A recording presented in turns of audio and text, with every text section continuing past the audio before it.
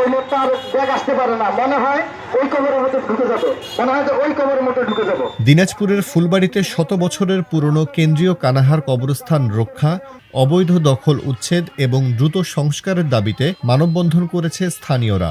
২৬ ফেব্রুয়ারি শনিবার সকালে ফুলবাড়ির নিমতলা মোড়ে ফুলবাড়ি সম্মিলিত নাগরিক সমাজের আয়োজনে ঘণ্টাব্যাপী মানববন্ধন অনুষ্ঠিত হয়।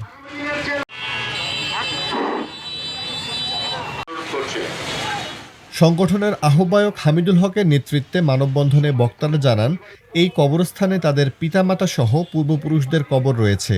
পুকুরের ভাঙনে কবরগুলো একে একে বিলীন হয়ে যাচ্ছে।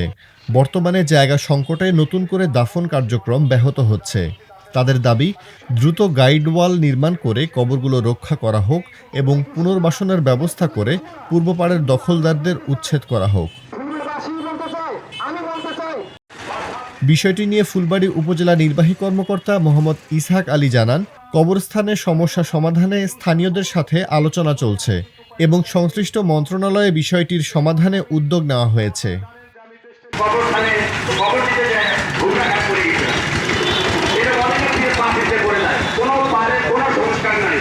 প্রায় ১৬ শতক ৬০ একর জমির উপর প্রতিষ্ঠিত এই কবরস্থানটির পশ্চিম পাশে রয়েছে ঈদগাহ মাঠ, যা একইভাবে হুমকির মুখে।